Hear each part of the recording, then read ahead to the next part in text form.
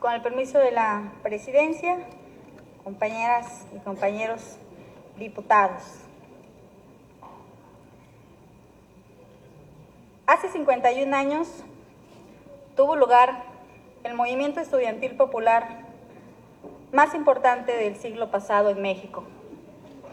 Y con ello, la expresión, el rostro más represor del viejo sistema político que acostumbraba a aniquilar al que disentía de él. La intolerancia con su pueblo. Sin rubor alguno, ese sistema no solo espiaba, sino que sometía, destruía vidas y destinos de todos los adversarios a las ideas. El supuesto origen del conflicto estudiantil se remonta a un enfrentamiento entre dos pandillas de pseudo estudiantes que, manipulados por el gobierno de esa época, provocaron e indujeron a algunos estudiantes de las vocacionales 2 y 5 del Instituto Politécnico Nacional para que el 22 de julio de 1968 se enfrentaran a los de la preparatoria y secundaria popular Isaac Ochoterena, incorporada a la UNAM, las tres ubicadas cerca de la Plaza de la Ciudadela. Los granaderos emboscaron y reprimieron a los verdaderos estudiantes. Ante esta embestida, los estudiantes se fueron a refugiar a la vocacional 5. Pero entonces los granaderos allanaron ese edificio educativo, golpeando por igual a maestros y alumnos. El resultado de todo ello fueron heridos, detenidos y periodistas lesionados. La hazaña desmedida con que se condujeron los granaderos y demás policías logró el objetivo que se había propuesto ese gobierno: que la manifestación de protesta de la comunidad politécnica por esos hechos coincidiera con otra que se llevaría a cabo el mismo 26 de julio a la misma hora. Autorizada desde días antes, organizada por la Central Nacional de Estudiantes Democráticos, la Juventud Comunista y otras organizaciones estudiantiles y juveniles, en solidaridad con la Revolución Cubana, del motivo del 5º aniversario del asalto del cuartel Moncada, para darle sustento al mencionado plan. Ese mismo día, el 26 de julio de 1968, comenzó la cacería de detenciones en restaurantes, domicilios, y al unísono se llevaron a cabo los allanamientos de las oficinas del Partido Comunista Mexicano, de los talleres donde se imprimía su periódico y las oficinas de la Central Nacional de Estudiantes Democráticos. Todo le iba muy bien al gobierno represor de Gustavo Díaz Ordaz.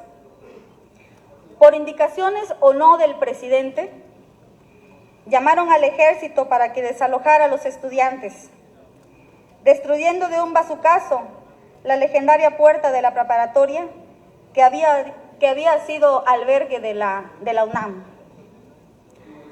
Ante todos estos hechos, politécnicos, universitarios, normales, escuelas privadas y algunos otros centros educativos del país crearon los comités de lucha y el Consejo Nacional de Huelga.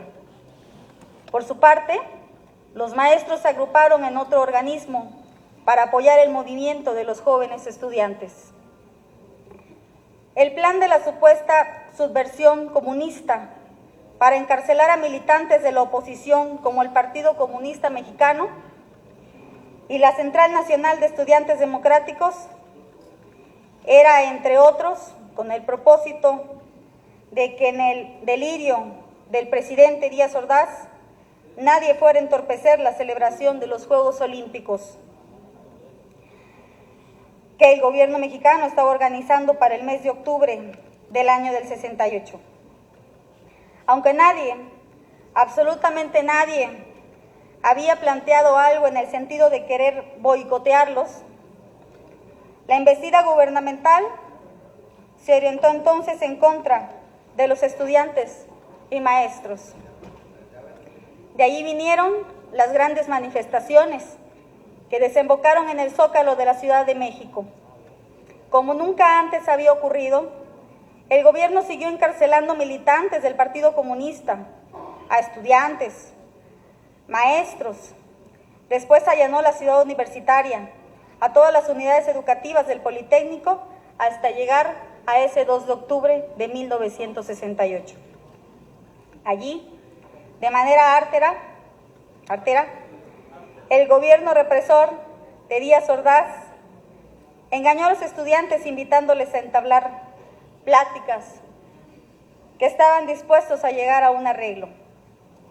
Pero al mismo tiempo, el presidente daba órdenes al secretario de la Defensa Nacional para que preparara la aprehensión de todos los miembros del Consejo Nacional de Huelga que estarían en Tlatelolco. Por su parte, el jefe del Estado Mayor Presidencial colocaba elementos suyos para que de varios departamentos que previamente mandó ocupar, se disparara desde ahí contra los asistentes al mitin el 2 de octubre. A 51 años de estos hechos sangrientos, los mexicanos seguimos exigiendo justicia y que se castigue a los culpables de los asesinatos del 2 de octubre de 1968. Con la muerte de decenas de jóvenes, se mutilaron parte del futuro de la nación.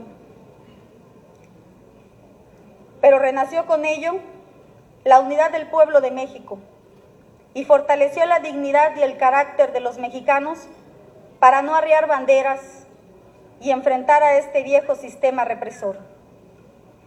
Por todas estas circunstancias, es que las nuevas generaciones de jóvenes no deben olvidar nunca estos hechos sangrientos y junto con el recuerdo y el homenaje a quienes perdieron la vida, fueron heridos, sufrieron prisión, fueron perseguidos y atormentados, se tenga la demanda de castigo y condena a los culpables de estos abominables hechos.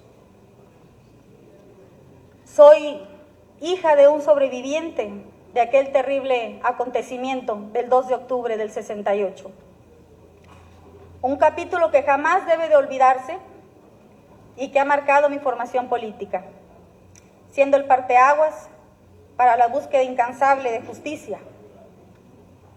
Hoy desde esta tribuna expreso el dolor, la impotencia y el enojo ante la represión que se vivía en nuestro país, condenando tan terribles actos. En el recuerdo de los estudiantes asesinados y de todas las víctimas de esa represión, con respeto solicito al diputado presidente un minuto de silencio en memoria de todos los caídos del 2 de octubre de 1968. Es cuanto, diputado presidente. Muchas gracias, diputada. A petición de la diputada Yoloxin, les pido ponernos de pie y guardemos un minuto de silencio por todas las víctimas del 2 de octubre de 1968.